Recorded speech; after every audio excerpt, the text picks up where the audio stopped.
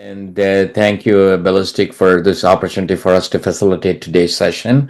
Again, as David said, I'm glad to be here. I know a lot of you are on the webinar today, and we're going to have this thing recorded as well, so it should be available for somebody who might have missed along the way. So, first of all, fantastic. Good morning to all of you, and I see Roger joining as well from Ballistic. Thank you, Roger.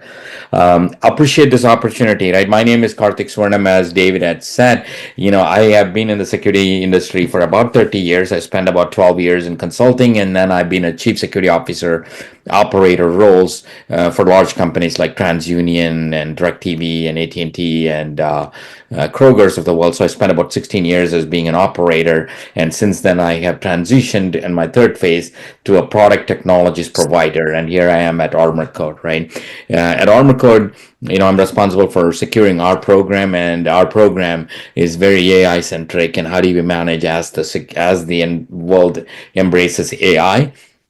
So we have security posture management is primarily what I would say that includes application security posture management (ASPM) as well as risk-based vulnerability management.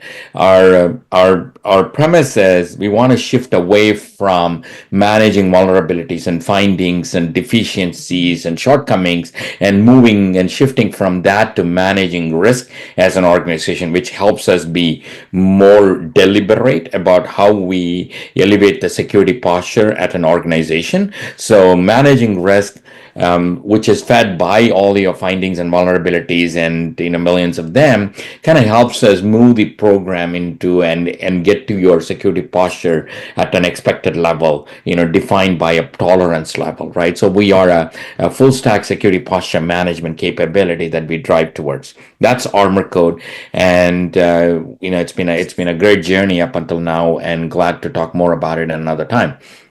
Today's focus for us is, as we keep hearing artificial intelligence, and primarily speaking generative AI, in the last 18 months or last 24 months, we have seen the trough has gone up, right? So quite a bit of adoption in terms of generative AI in the enterprises. Right. As we talk about that, and as the enterprises embrace the generative AI train, what are the security challenges? How are organizations handling the security challenges? And what methods that we need to be able to adopt? Obviously we need to go above and beyond the traditional ways of, traditional conventional way of approaching security, as we start to bring in AI and generative AI into our business environment. Right. That is the set and the context for today's conversation. So, how are we going to manage security and manage security from a risk-centric based approach, as your traditional, environment keeps growing, and we complement that with generative AI capabilities. Right. That said, I have fantastic set of folks with me.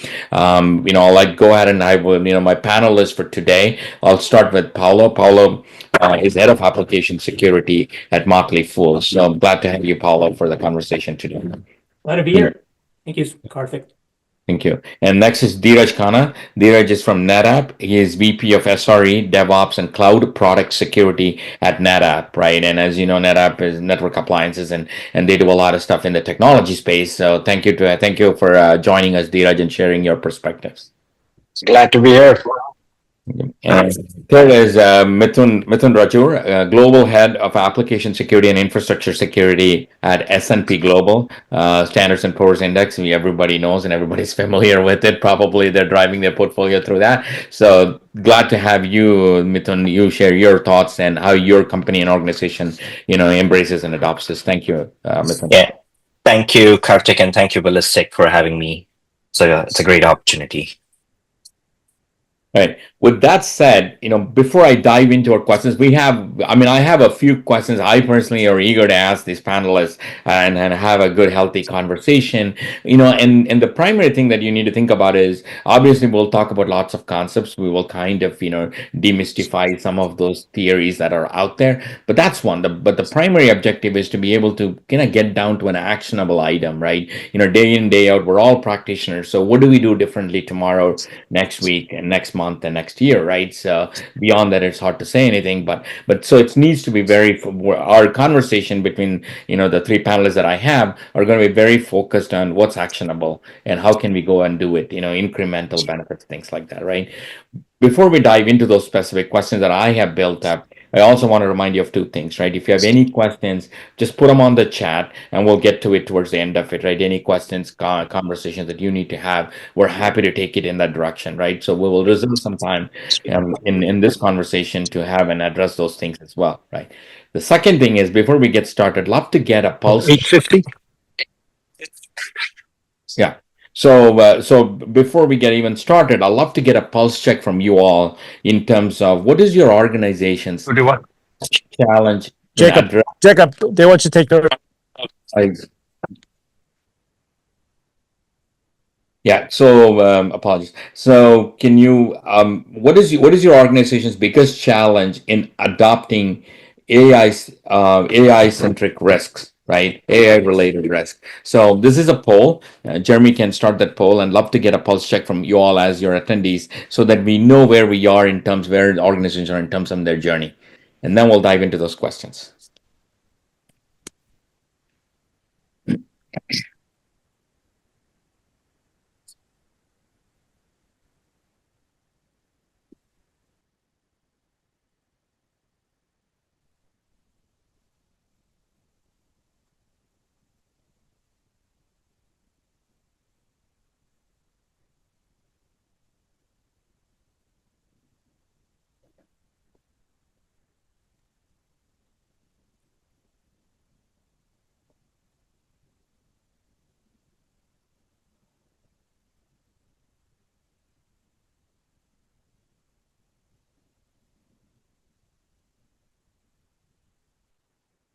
We got about 18 people, participating in it up until now. We'll give it a few more seconds. So if you haven't punched in, please punch in. This is obviously anonymous, right? And will give us a flavor of where things are, and all your peers can also understand, where individual organizations are in their journey and what some of those challenges, and we all can help each other as co-practitioners and peers in the industry.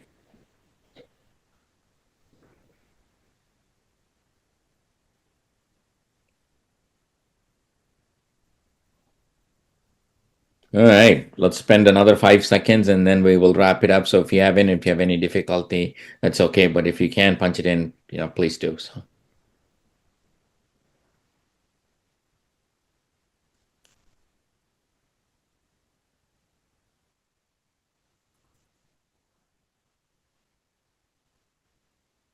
All right. Anyone coming in last? Please do. All right. So I think I could probably do this, Jeremy, right? Yeah, great. Thank you, Jeremy. So if all of you can see, let me see if I'm unmuted. Yes, I am. So all of you can see the poll. I'm assuming you can, right? The results. So it's very interesting, right? I mean, I think I picked two things out of this thing. Limited visibility into AI-driven vulnerabilities seems to be one of the top ones. Makes sense, right? It's new age, new day. It's kind of interesting. The budget and resource constraints is not a bigger challenge for a lot of companies. So that sounds, I guess, if you throw in the AI word into the mix, you could ride that wave to get some budget even for your traditional security challenges that you face with, which is what I have. I have noticed it as well. Before I took this transition, it was one of those things. AI related programs are better funded. Obviously there's a return on investment everybody's looking to achieve as well. And the difficulty integrating AI into your existing security risk management programs, that's about 36% as well, right? That kind of comes in number two.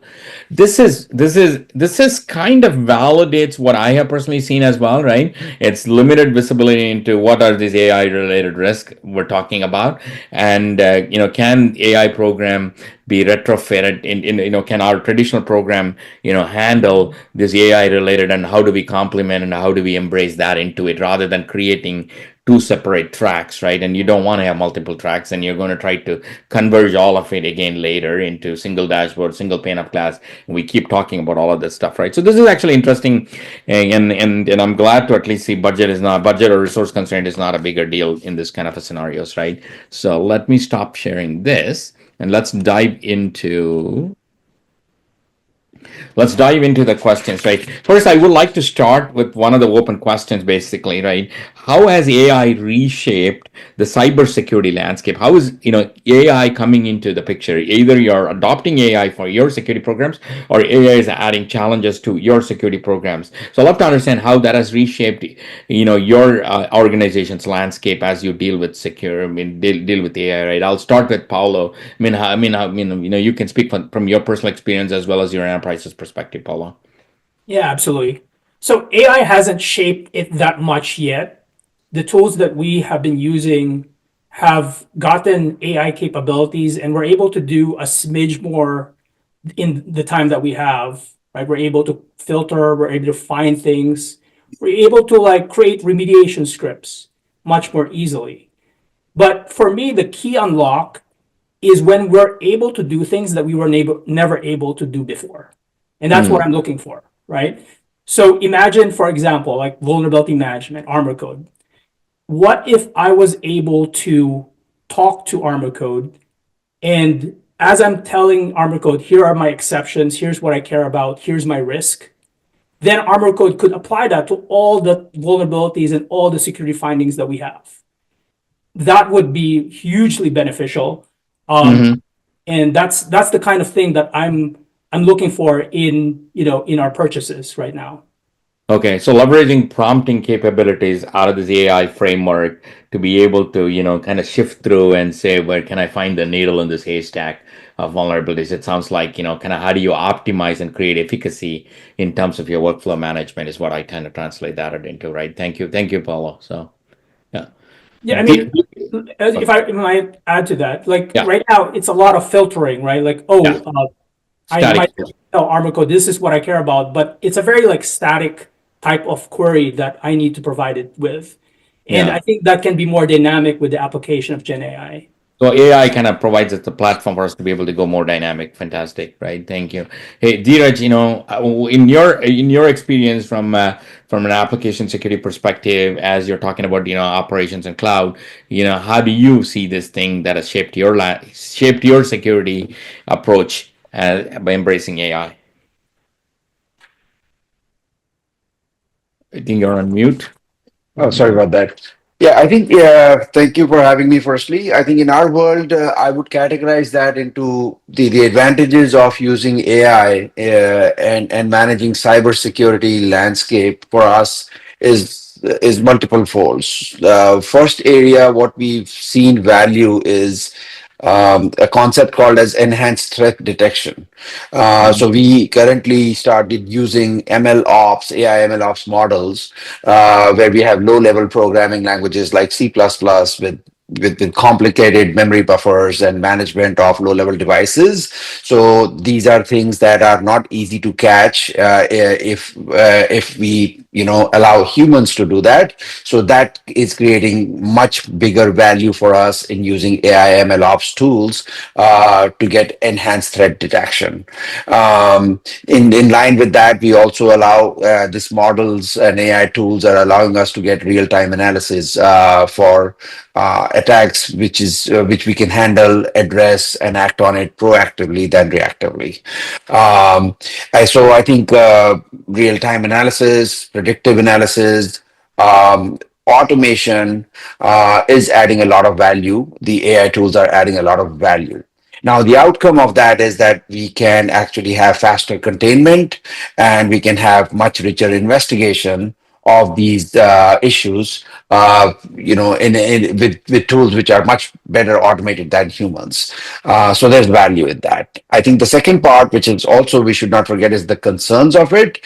The concerns of using cybersecurity and AI tools in cybersecurity is areas that it's a very young field. So knowledge gap, skill set gap, accuracy gap like data bias and explainability come into play. So we have to actually marry the good and the bad of the AI tools and make sure that we customize these to our for our needs to the best of our ability.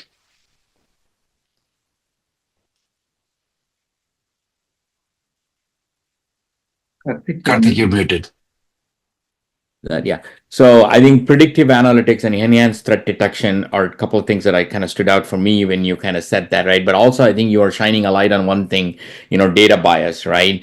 We don't want to get into this bias mode because, in always in security, we talk about there's always a victim zero, right? Or victim one, right? And you may have said that, hey, this is not an issue till it becomes an issue, and then all of a sudden you go there, right? So I think we have, security tools and capabilities have shifted from signature centric approaches into behavior centric approaches, right? Generally speaking, and as we migrate from behavior centric approaches to learning system based approaches, right? I learn and I adjust my behavior, which is what LLMs and AI capabilities would yield as. I think we need to still keep in mind in the back of our mind the bias challenges that may come into picture, right? So thank you, Jared, for that.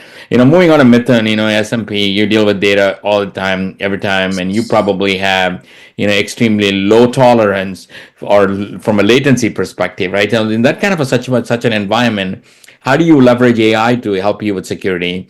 Or, on the contrary, what is AI adding into your challenging security landscape as well? Yeah, I think firstly, let me explain what S&P as a company uses AI for, right? Like, I think we use it for many different use cases. I think Dheeraj has pretty much quoted a couple of them, like predictive analysis, data intelligence, data correlation, data gathering, and things like that. But like the services that we provide our customers are pretty important over here. And trying to stitch that with the usage of automation and intelligence through AI capabilities is going to help us with faster automation and power to markets faster. So that's from a business applications perspective. The next thing we use AI is for cyber, right? Like, obviously for cyber we use it for algorithmic detections, finding anomalies, finding the unknowns. You name it, like, and we have a lot of attack vectors which AI can help us correlate faster, and that's what we use from a cyber perspective. Now the third one is we pretty much use the AI capability to secure AI, right? Obviously, how do we secure AI is another big topic, like, because we talk about employees, we talk about applications, but how do we secure AI? In the third component, we adopt, industry framework methodologies to protect our AI ecosystem.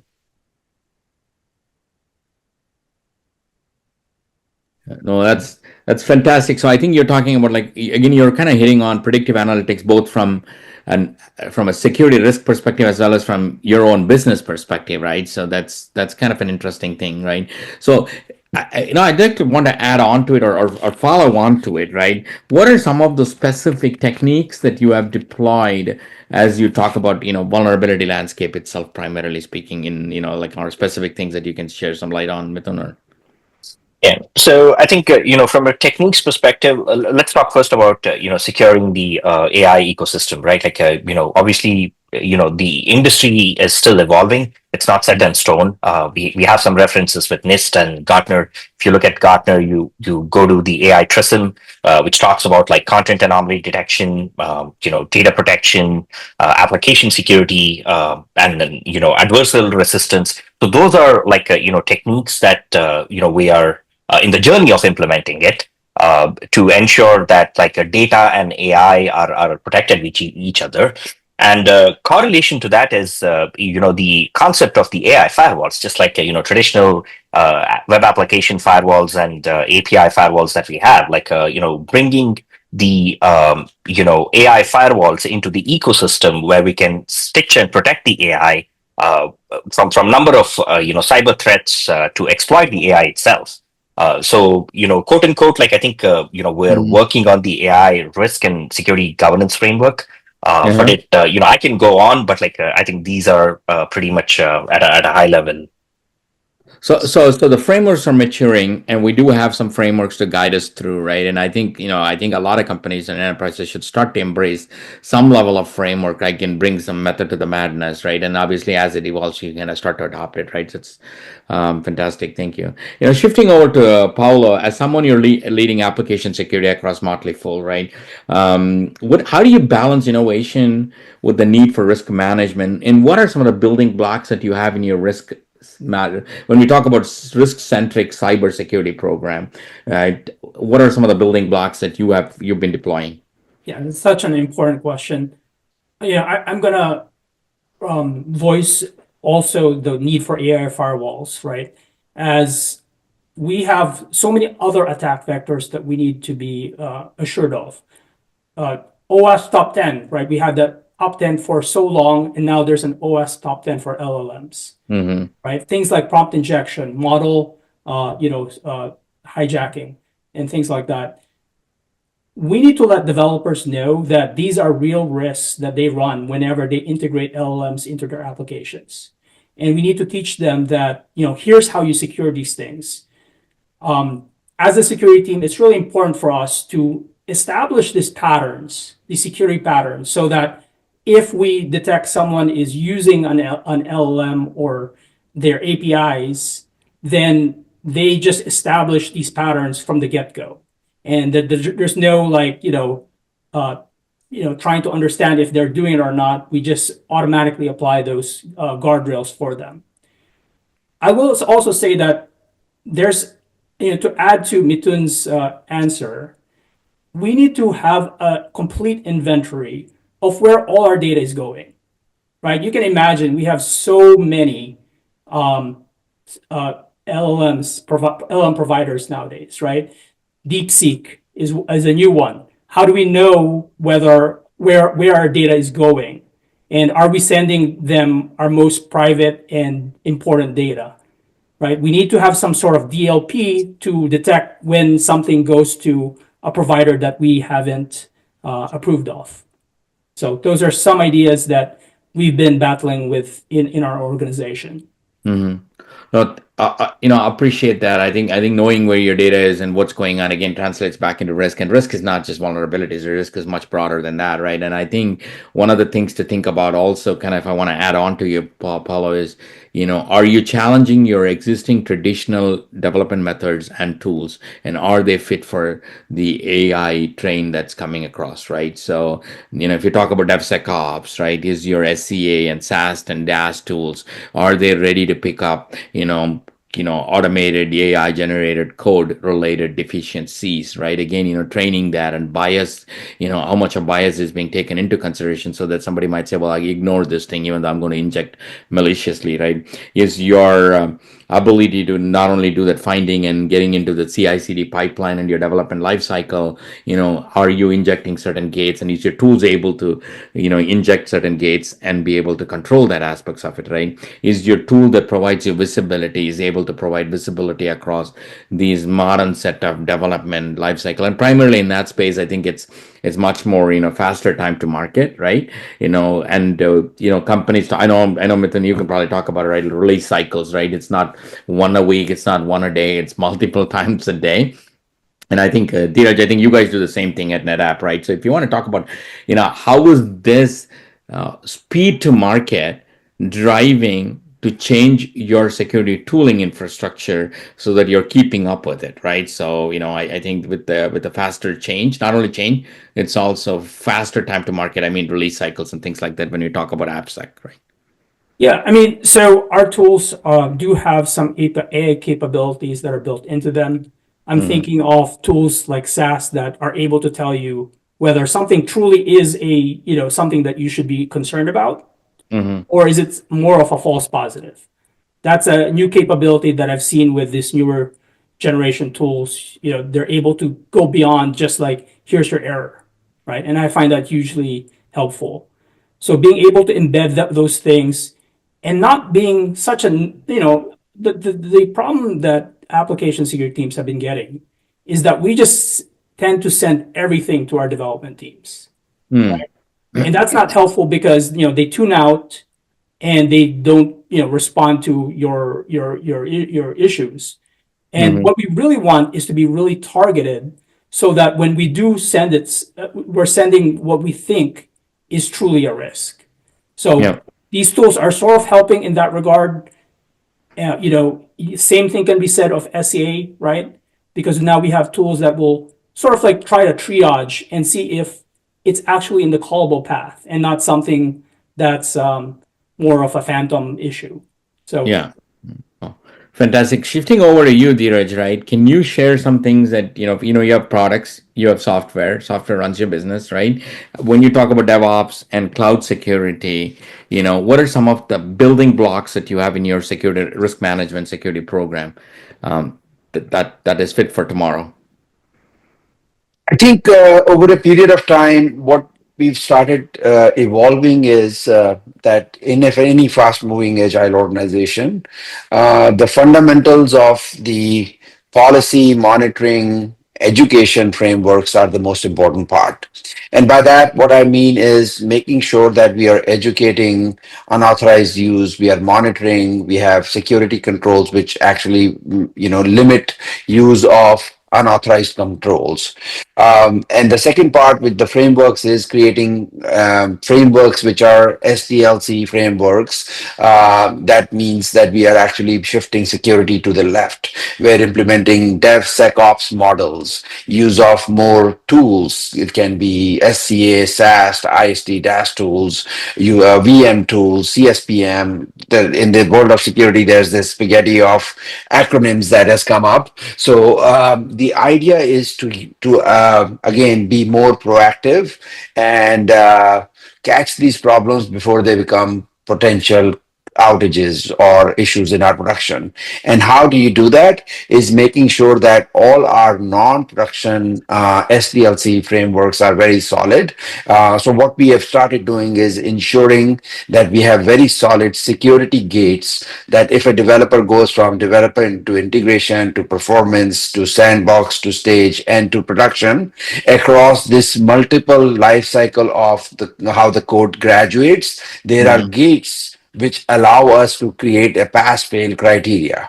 And so that becomes very binary, it becomes very data-driven, and it becomes very easy to educate the developers that this is why your code is not moving from one environment to the other, because you're not passing a certain quality security requirements. So there are those conversations. And I think the good part is most of the development organizations are very security-minded. It's just that they need to see very clear metric-driven dashboards.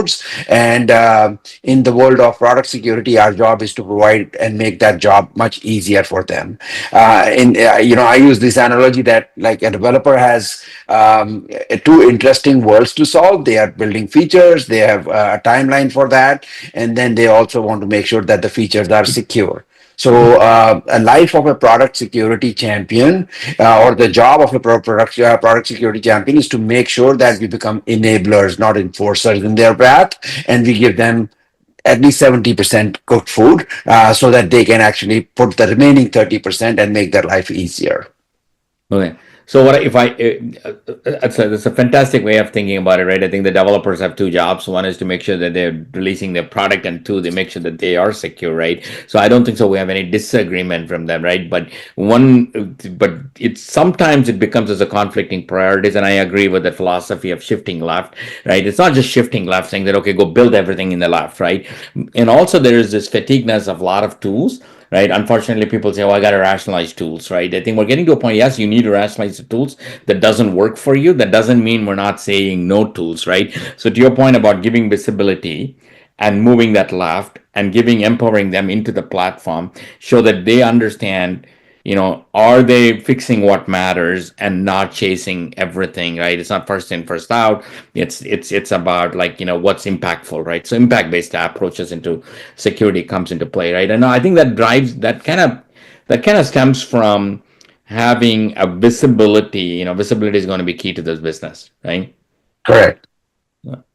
Good. So Mithun, shifting over to you, I think there's a lot of terms out there, right? CSPM, DSPM, ASPM, ISPM, and then CTEM and BAS, and I think the security guys have gone to a point of creating acronym soups quite a bit, right? So I don't want to get us into that rat hole of talking about the soup, an acronym soup, right? But rather, what I want to know is what do you look for in a solution when you're looking for a security solution, and what should be a security solution to start to think about, right? Again, where I'm going with this thing is we used to talk about best of breed. and then we talked about point solutions. And I have my own reservations, and now we're moving down into the concept of platform centric approaches. Where do you think your school of thought is, and how do you think this industry should evolve? Yeah, I think acronyms and soup of acronyms will keep coming in. I think the primary fundamental what an information security personnel should think about is CIA triads. Like we keep it very simple. You detect the anomalies, you detect the vulnerabilities, and how do that detection translate into an effort into remediation. So I categorize all of these as detect and remediate, and then you have protect. So obviously, developers can't lift out the mountains for everything. So what do you got to do when the developers are still trying to do a crawl, walk, run approach? How do you protect the organization and the corporations from these adversaries and attack vectors that we have in place? So protect capability matters. And last but not the least, if detect and protect, both try to have some kind of loopholes, how do you respond to these capabilities? Mm-hmm. So what are your compensating controls for each of attack vectors and vulnerabilities and risks that we have within the organization? So I'll try to keep it simple. If I've given an opportunity to design an information security program, how would my detect capabilities look like? How would my protect capabilities look like? And how would my respond capabilities look like? Because that is how you can partner with risk assurance entities, and so that the business prioritizes cyber and they try to fund them. Fantastic. I think sounds like Dheeraj, you were kind of nodding there, so it sounds like you have a point of view to add I on. think, yeah, to make this more interesting and exciting, in the name of acronyms, there are two new acronyms that are evolving, which is called CTEM, which is Cyber Threat Emulation, um, and BAS, which is Business Activity Simulation. So, to your I thought point, there was a BAS. We're using BAS for multiple things, right? Breach attack yes, Yeah, simulation, breach and business attack activity simulation. or simulation. business activity. Yeah, Again, maybe and it we'll. depends on who looks at Yeah, it and how do you look at it. But the yeah, idea is, I think barring the acronym, soup, I think the most important part, what Mithun said, is ability to proactively detect, which is what yeah, CTEM does. yeah, yeah. Ability to simulate potential attacks which may or may not have happened, but Right. preparing for them is very important. Yeah, And then the ability to create policies, processes, and frameworks, how to act on them. Because a yeah, lot of times there's this ignorance or lack of knowledge or lack of a framework which does not know how to respond to an attack, both, technically, process-wise, legally. So I think having that in your organization is a very powerful tool. And more importantly, thinking about that to create those processes is extremely important. right. No, understood. Understood. So yeah, so I think the key to think about is I think one of the things is pretty apparent to me, right? I think the industry is shifting over, right, from thinking about vulnerabilities and weaknesses to a risk, right? When you talk about risk, now you're all of a sudden you're talking about what is your critical asset and what is an impact to the asset and what could go wrong with the asset, right? Attack simulation, or what is the threat that might be motivating, right? Rather than saying, oh, this is a highly severe critical vulnerability, I got to go tackle it, right? No, no, no. That's one dimension, right? Let's bring that in. Let's understand, from when we say we're shifting to a risk-centric approach, that's exactly what we're talking about, right? Like everything is critical, guys, but what's it going to matter, right? So Yeah, yeah, and just to go just to ahead. add to your point, Karthik, cyber and business context is very important to risk, because when you talk to folks in information security, they're going to come up with all sorts of risk. But as a business person, I'm Yeah, a business right, person. I'm sitting right, in a conference room. Someone comes and explains, okay, this is a top risk. I'm going to ask him, like, what is it impacting to my business? What's the context of these vulnerabilities trying to add risk to my business portfolio? Am I losing my market revenue? Is my shares going to take a hit? Am I going to be in the news? Like, you got to explain the significance of these risks to a business person with business context. So when right. cyber risks is married with business context, it makes sense to the lot of executives and the board of directors. Right, There's right. just So, too so the many. There's impact just analysis, right? Impact analysis, resulting consequences, right? Go ahead, Paulo. Yeah. Yeah. sorry about that. Yeah, there's just too many risks that we need to be able to prioritize them. And ideally, if you could like put a dollar value to those risks, then then that would be great. And Right, right. That's fantastic, right? I think we touched on bias in the past, right? I think one of the benefit of having any of your tools should, you need to be able to say whether that tool or that capability is solving its purpose, right? So I think, and doesn't have any other bias into it, right? Sometimes when you bundle a lot of things together, it kind of creates that bias, right? Because obviously, one should feed or one should support the other areas, right? So having an independent layer as you start to create this program, is also critically important, right? Like that independence layer can feed in your asset criticality and asset value or asset impact to your point, and your threats that are coming into that mixture, right? Is it even important? Is there an attack going to happen? If it were to attack happen, what would happen, right? So that threat landscape coming into play, the business context landscape impact to that business, it coming into the play, and then the cyber deficiency landscape coming into play have to come together to be able to say, well, now I have a chemical reaction, because I have all these three components coming into play, and now I can go tackle that, right? So fantastic. I think we're having a great conversation. I appreciate your time. I'm going to keep us moving down, right? What are some of your recommendations to a successful risk management program? Want to start, Dheeraj? I think. Yeah, I think the most important part is actually I always say this, that you cannot fix what you cannot measure. So I think measuring and creating like a scorecard system in your organization is the starting point, where you can say these are some elements: cyber threat detection, incident response, protection, and then create a concept of scoring. That how is it? Are you effective? Are you in the development mode? Are you maturing? Are you optimized? And create a scoring system on multiple dimensions of your cyber security landscape. And then actually, and it's okay to say that, hey, in some areas my score will not be as good because this is not a performance review. It's just being, it's giving you a true reflection of where you are.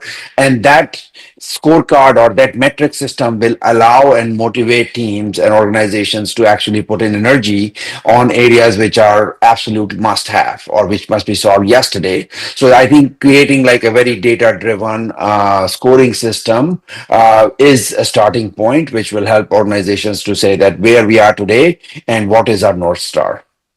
Fantastic. Yeah. I think, Mithun, do you want to add? Yeah, so I kind of echo that, like, because, Dheeraj absolutely pointed, like, you can't report what you can't measure. So scoring system is pretty much important. And these scoring system can be unpacked in terms of risk and standards and compliance. Like you have Yeah. standards, you have information security standards, and then you have compliance. And not complying to set of policies and standards is going to generate a risk. So I think every organization will have like a custom risk scoring algorithm. I think they'll take the baseline from the industry, but every organization is different because of its the way they function. So they take that custom algorithms of risk and try to sit with audit committees, risk committees, cyber committees as to how do we represent the risk to the Mhm. board of directors and the presidents. So I think we got to come up with that methodology, because cyber always has metrics to show, Right. and we can measure it, we can report it, but again, like how the organization is reacting to it definitely needs to come up with a standard and compliance measuring scorecard that Dheeraj was referring to. Fantastic. Fantastic. I think I got some notes I've been writing down, and I'm going to go to Paula. Like to add on to that, like, what are those pieces? yeah, absolutely. At the end of the day, we need to also track how successful we are in remediating Mhm. these risks, right? Yeah. Because if we're only reporting things and not actually closing them, then it's going to be all for naught. So how much are teams getting and patching these vulnerabilities or fixing these problems? Or are we able to create compensating controls so that we kind of mitigate those risks?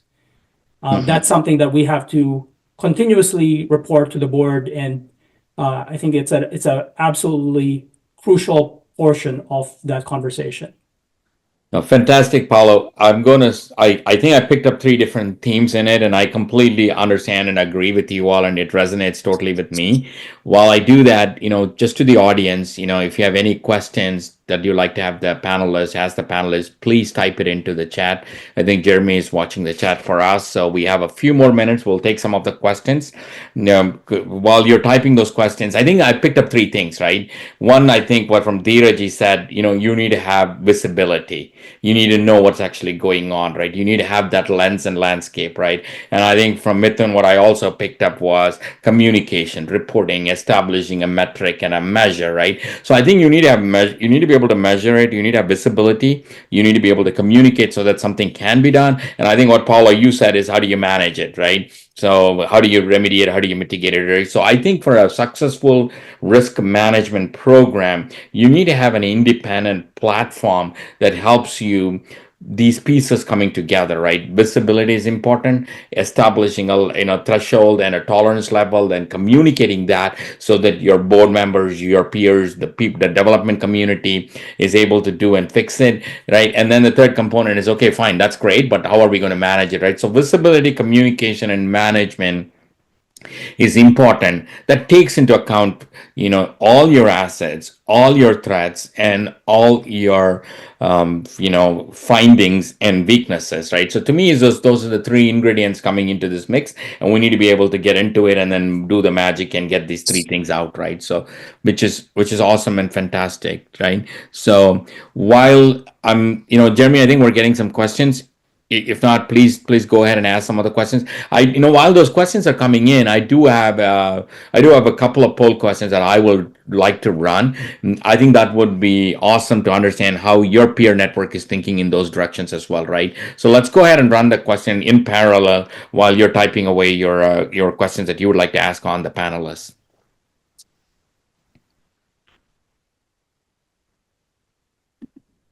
Yeah. So there is a question here. It says, it's from Scott Collins. It says, what changes have been experienced in the application security attacks in the age of AI? Have they become more sophisticated in any way? Are attackers upscaling their operational capability? Okay, do you guys go ahead? I'll take that. I think the answer to that question is, in short, yes, the attackers have become more sophisticated because with the advent of modern AI tools, the ability to learn these tools, implement them, and create a very quick simulation attack is much faster than what it used to be. So that's a high risk area.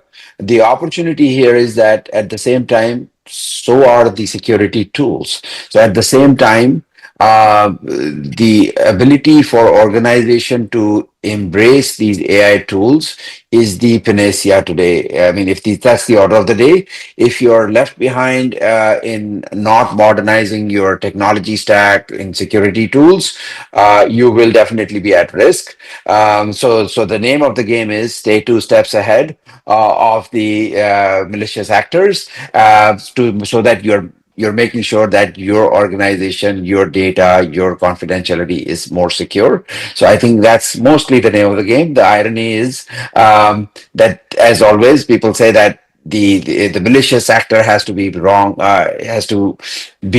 once. We have to be right 100% of the times. So there's that dilemma that we just have to make. We cannot afford to make any mistake. They just their job is to get an open door once. So that's where this entire security game is, where we just have to stay much ahead, much faster, much more nimble in modernizing our security tools and staying ahead of the curve.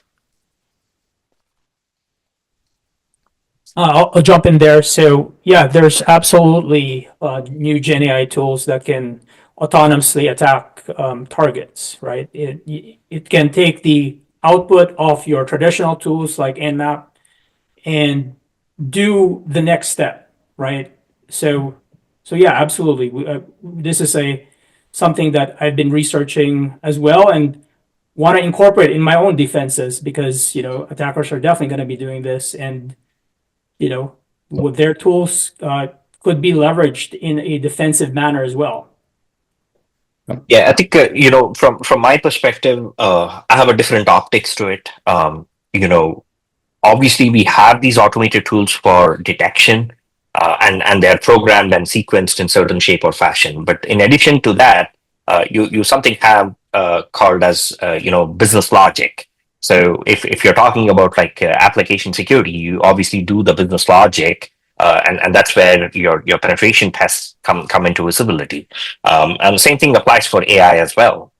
You can arm all your test methodologies with the shape of tools, but understanding the business logic where the deficiencies exist is also of supreme prime importance, because I think gone are those days like where we straightforward detect tools and start reporting findings. It's not going to make sense unless and until you mix that with business logic.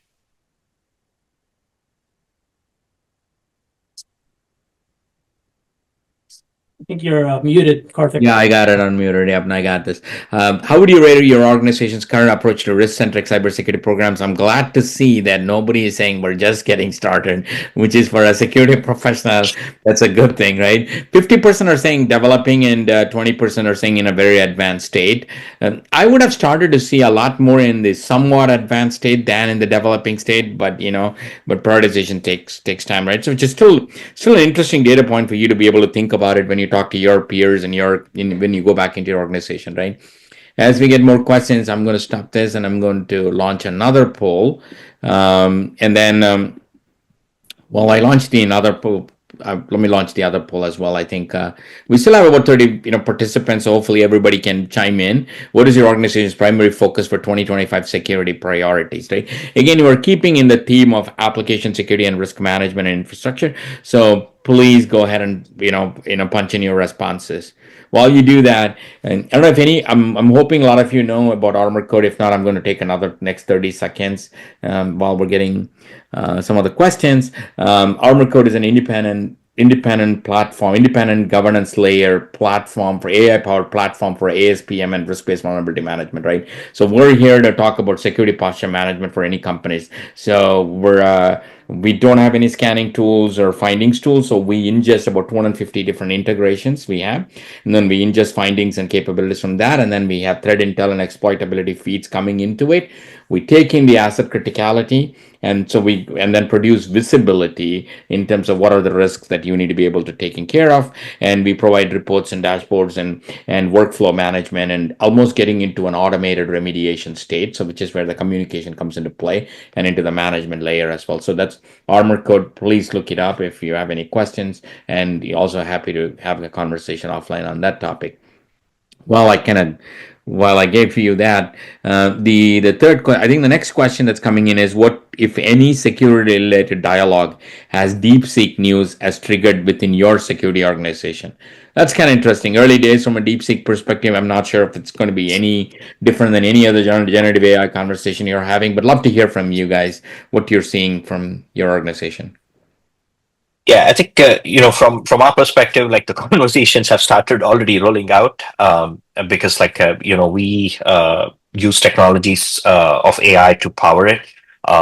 So quote unquote, I think when it comes to the specific attacks related to DeepSeek, I think it's still being published. There are research information coming out, but the exact attack vectors is still TBD. I know Wiz published yesterday evening a research information related to it, and all the organizations are looking at okay, what if this happens to our company? How do we protect it? How do we recover?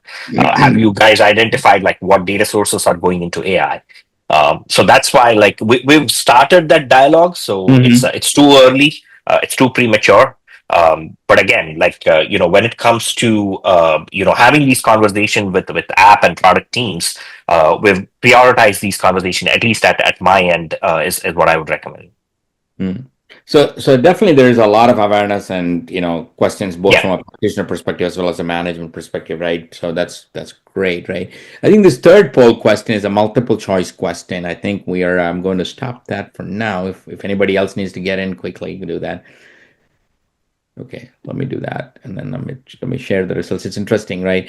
I see about 2/3 of the people who are participating or saying enhancing their risk management program is a priority for 2025. Adopting AI-driven tools and technologies is about almost half of them, right? So, um, scaling cybersecurity programs across decentralized environment, that's also a lot of people are doing it. So I think it's kind of a multitude of things that's kind of happening, right? These are the things that we're starting to constantly hear from our customers. Henceforth, these are the choices. I'm sure there's 20 other things that companies are probably doing it. So enhancing a risk management program is, on the top of the list, and improving cloud and DevOps security is also important. And good. All right, we do have a few more. Did I think I shared that. Okay, I'm going to stop this. We do have a few more minutes. Any other questions coming in, Roger? Are you keeping an eye on it, or any questions from any of the attendees or participants? I'd like to answer the DeepSeek question, actually. Yeah, go ahead, Paula. That's a good question. I think there's a lot of questions in everybody's mind, right? So go ahead, Paula. Yeah, I mean, the conversation is, do we host it ourselves, right? DeepSeek is an open model. You can rent, some cloud that can, where you have the privacy and the security as much as you want. So the question is, do we allow API usage that goes directly to DeepSeek, or do we host it ourselves? And I think that's something a lot of companies will have to consider.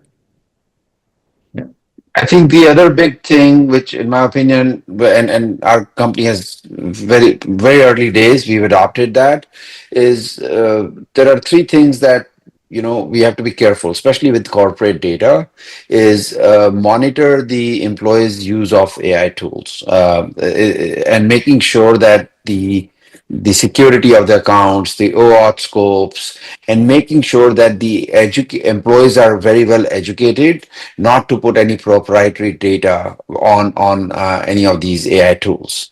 And I think I don't know if you guys know, unlike OpenAI, in DeepSeek, there is no concept of opt-out of data sharing. So that's even more dangerous, where if you share data, there is no prompt which says, "Hey, do you want to opt in or opt out?" That makes it even more scary.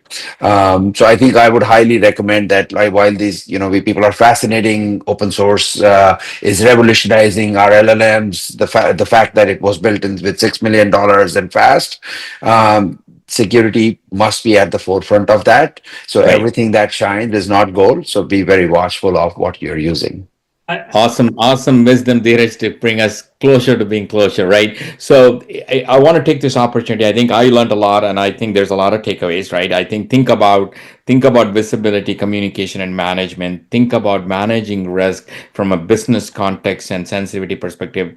Think about shifting left, and think about employing platforms and tools that helps you get there, optimally as we embrace AI, and start to shift your program more risk centric. Or some of the takeaways that I took away from this call, and hopefully you all got a benefit out of it and a value out of it. This recording will be available at this stage. I really like to thank each and every one of you, and would like to transition to Roger. Roger gracefully has been waiting, and thanks for having you, Roger. And go ahead, and I'll let Roger close us out for today's call. Well, Karthik, I've been listening in, and I got to tell you guys what I really appreciate. We all get bombarded because every company out there has something to sell or do, and researchers, have their part to play. But hearing the three of you that get up and go to work every day and have to make your organization secure, your viewpoints are so useful, and both to your peers.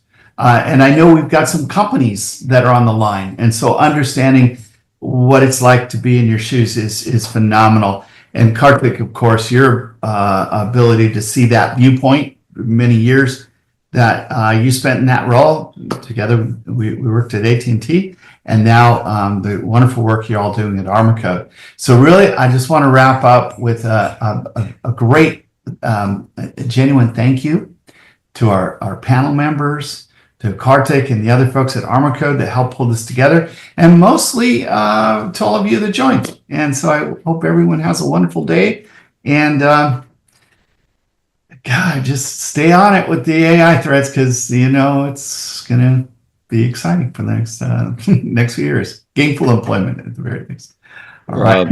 Thank you, Roger and Ballistic. You guys are great, fantastic, and appreciate that. And there are a series of this goes on a monthly basis. So look forward to the future ones. If you've been on this one, you'll definitely get the invite for the next one. And we bring in different topics, during the course of the next year. So again, I want to take an opportunity to thank Dheeraj from NetApp, Paulo from Motley Fool, and Mithun from SMP Global. You guys are fantastic, awesome, and you guys embrace some of the concepts that we at ArmorCode do. So I appreciate that. And then thank you for your time and your thoughts and ideas. Hopefully that's very valuable to everybody who's listening. Thank you. Thank you for having us. Thank you for having us.